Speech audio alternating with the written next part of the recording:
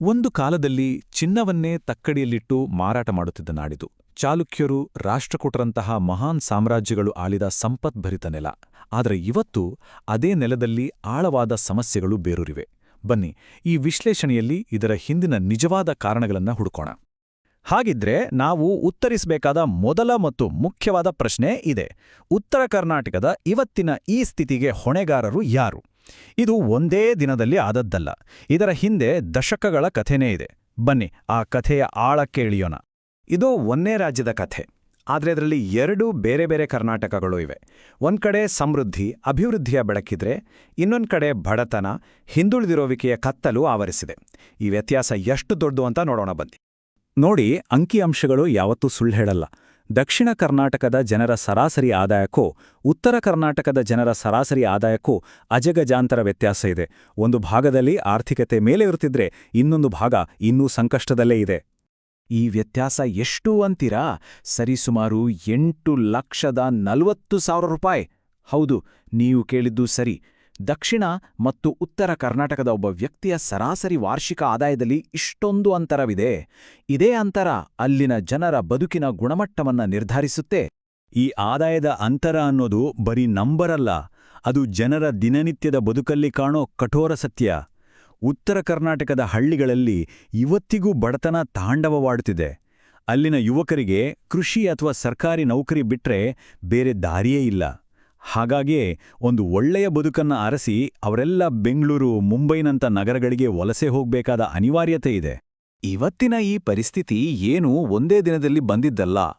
ಇದರ ಬೇರುಗಳು ನಮ್ಮ ಇತಿಹಾಸದಲ್ಲಿ ತುಂಬಾ ಆಳವಾಗಿವೆ. ಕರ್ನಾಟಕ ಏಕೀಕರಣ ಆಗೋದಕ್ಕೂ ಮುಂಚೆನೇ ಈ ಅಸಮಾನತೆಯ ಬೀಜಗಳನ್ನ ಬಿತ್ತಲಾಗಿತ್ತು. 1956 ಕರ್ನಾಟಕ ಏಕೀಕರಣ ಆದಾಗ ಉತ್ತರ ಕರ್ನಾಟಕದ ಜನಕ್ಕೆ ಒಂದು ದೊಡ್ಡ ಭರವಸೆ ಇತ್ತು. ಎಲ್ಲರೂ ಒಂದಾಗಿ ಅಭಿವೃದ್ಧಿ ಹೊಂದಬಹುದು ಅಂತ. ಆದರೆ ಅದಕ್ಕೂ ಮುಂಚಿನ ಕತೆ ಬೇರೆ. ದಕ್ಷಿಣದ ಮೈಸೂರು ಸಂಸ್ಥಾನ ನಾಲ್ವಡಿ ಕೃಷ್ಣರಾಜ ಒಡೆಯರ್ ಕಾಲದಲ್ಲಿ ಅಭಿವೃದ್ಧಿಯ ಸುವರ್ಣಯುಗವನ್ನೇ ಕಂಡಿತ್ತು.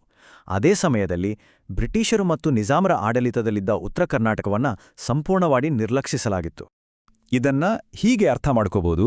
ಒಂದು ಕಡೆ ಮೈಸೂರರಸರು KRS ಡ್ಯಾಮ್, ದೊಡ್ಡ ದೊಡ್ಡ ಫ್ಯಾಕ್ಟರಿಗಳು, ಯೂನಿವರ್ಸಿಟಿಗಳನ್ನ ಕಟ್ಟಿ ಜನರ ಅಭಿವೃದ್ಧಿಗೆ ಒತ್ತು ಕೊಡ್ತಿದ್ರು. ಆದರೆ ಇನ್ನೊಂದು ಕಡೆ ಬ್ರಿಟಿಷರಿಗೂ ನಿಜಾಮರಿಗೂ ಉತ್ತರ ಕರ್ನಾಟಕ ಅಂದ್ರೆ ಕೇವಲ ತೆರಿಗೆ ವಸೂಲಿ ಮಾಡೋ ಒಂದು ಜಾಗ ಅಷ್ಟೇ. ಅಲ್ಲಿನ ನೀರಾವರಿ, ಶಿಕ್ಷಣ ಅಥವಾ ಜನರ ಬಗ್ಗೆ ಅವರಿಗೆ ಸ್ವಲ್ಪವೂ ಕಾಳಜಿ ಇರಲಿಲ್ಲ. ಸರಿ, ಏಕೀಕರಣದ ನಂತರ ಎಲ್ಲ ಸರಿ ಹೋಗುತ್ತೆ ಅಂತಂದ್ಕೊಂಡ್ರು. ಆದರೆ ಆಗಿದ್ದೇ ಬೇರೆ.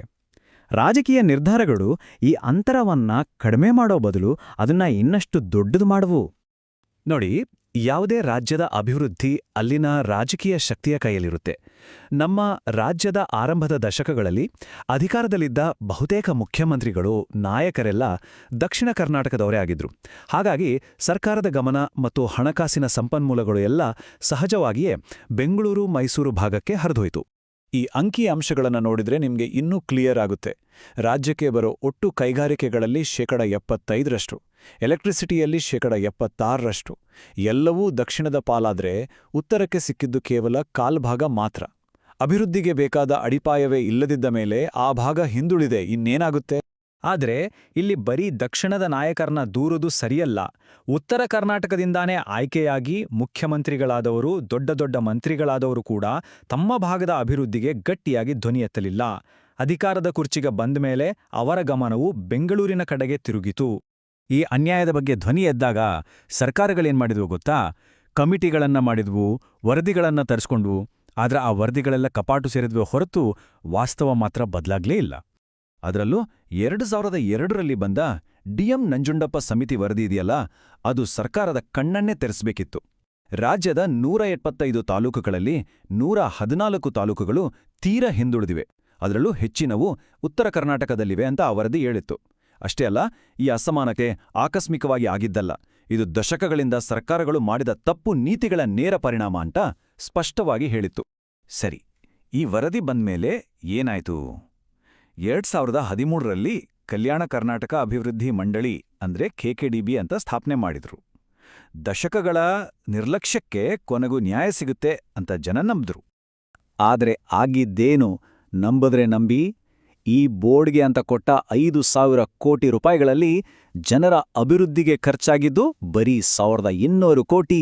ಹಾಗಾದ್ರೆ ಮಿಕ್ಕಿದ 3,200 ಕೋಟಿ ಏನಾಯ್ತು? ದುರಂತ ಅಂದ್ರೆ ಅದರಲ್ಲಿ ಬಹುಪಾಲು ಭ್ರಷ್ಟಾಚಾರದ ಹೊಟ್ಟೆಗೆ ಹೋಯ್ತು. ಜನರ ಹಣ ರಾಜಕಾರಣಿಗಳು ಮತ್ತು ಅಧಿಕಾರಿಗಳ ಜೇಬು ಸೇರಿತು. ಈಗ ಕೇಳಿ, ಉತ್ತರ ಕರ್ನಾಟಕದ ಒಬ್ಬ ನಿವಾಸಿ ಹೇಳೋ ಈ ಮಾತನ್ನ. ನಾವು ಇಲ್ಲಿಗೆ ಬಂದು ಕೈ ಮುಗಿದು ಭಿಕ್ಷುಕರ ತರ ಬೇಡ್ಬೇಕು. 100 ಸಲ ಬೇಡಿದ್ಮೇಲೆ ಅವರು ನಮಗೆ ಒಂದೆರಡು ನಾಣ್ಯ ಎಸೆಯುತ್ತಾರೆ. ತಮ್ಮದೇ ಹಕ್ಕಿಗಾಗಿ ತಮ್ಮದೇ ಸರ್ಕಾರದ ಮುಂದೆ ಭಿಕ್ಷೆ ಬೇಡಬೇಕಾದ ಪರಿಸ್ಥಿತಿ ಅವರದ್ದು. ಹಾಗಾದ್ರೆ ಇಷ್ಟೆಲ್ಲ ಆದ್ಮೇಲೆ ಮುಂದೇನು? ಇವತ್ತಿನ ಪರಿಸ್ಥಿತಿ ಹೇಗಿದೆ? ಈ ನಿರ್ಲಕ್ಷ್ಯದ ಚಕ್ರದಿಂದ ಹೊರಬರೋದು ಹೇಗೆ? ದುರಂತ ಅಂದ್ರೆ ಈ ನಿರ್ಲಕ್ಷ್ಯದ ಚಕ್ರ ಇವತ್ತಿಗೂ ನಿಂತಿಲ್ಲ. ಅಭಿವೃದ್ಧಿ ಬಗ್ಗೆ ಮಾತಾಡಬೇಕಾದ ಯುವಕರು ಜಾತಿ ಧರ್ಮದ ರಾಜಕಾರಣದಲ್ಲಿ ಮುಳುಗಿ ಹೋಗಿದ್ದಾರೆ. ಮೇನ್‌ಸ್ಟ್ರೀಮ್ ಮೀಡಿಯಾಗಳಿಗೆ ಈ ಭಾಗದ ಸಮಸ್ಯೆಗಳು ಕಾಣೋದೇ ಇಲ್ಲ. ಇನ್ನೂ ಚುನಾವಣೆ ಬಂತು ಅಂದ್ರೆ ಸಾಕು, ಹಣ ಮತ್ತು ಸುಳ್ಳು ಭರವಸೆಗಳೇ ವಿಜೃಂಭಿಸ್ತವೆ. ಅಭಿವೃದ್ಧಿ ಅನ್ನೋದು ಚರ್ಚೆಯ ವಿಷಯವೇ ಆಗೋದಿಲ್ಲ. ಹಾಗಾದ್ರೆ ಕೊನೆಗೆ ಇದಕ್ಕೆಲ್ಲ ಕಾರಣ ಯಾರು ಅಂತ ಕೇಳಿದ್ರೆ ಉತ್ತರ ಒಂದೇ ಅಲ್ಲ. ಇದಕ್ಕೆ ಕಾರಣ ವಿಫಲವಾದ ಸರ್ಕಾರಿ ನೀತಿಗಳು, ಸ್ವಾರ್ಥಿ ರಾಜಕಾರಣಿಗಳು ಮತ್ತು ತಮ್ಮ ಹಕ್ಕನ್ನ ಸರಿಯಾಗಿ ಕೇಳದ, ಪ್ರಶ್ನಿಸದ ಜನ ಕೂಡ. ಜವಾಬ್ದಾರಿ ನಮ್ಮೆಲ್ಲರ ಮೇಲಿದೆ. ಕೊನೆಯದಾಗಿ ಒಂದೇ ಒಂದು ಪ್ರಶ್ನೆ, ನಮ್ಮೆಲ್ಲರನ್ನೂ ನಾವು ಕೇಳ್ಕೊಳ್ಬೇಕಾದ ಪ್ರಶ್ನೆ: ನಮ್ಮ ಓಟಿನ ಬೆಲೆ ಏನು? ಅದನ್ನ ನಾವು ಜಾತಿಗೋ, ಧರ್ಮಕ್ಕೋ ಅಥವಾ ಹಂಚೋ ದುಡ್ಡಿಗೋ ಮಾರ್ಕೊಳ್ತೀವಾ? ಅಥವಾ ನಮ್ಮ ಮುಂದಿನ ಪೀಳಿಗೆಯ ಭವಿಷ್ಯಕ್ಕಾಗಿ, ನಮ್ಮ ಅಂಚುಳ ಅಭಿವೃದ್ಧಿಗಾಗಿ ಕೆಲ್ಸ ಮಾಡುವರನ್ನ ಆಯ್ಕೆ ಮಾಡ್ತೀವಾ?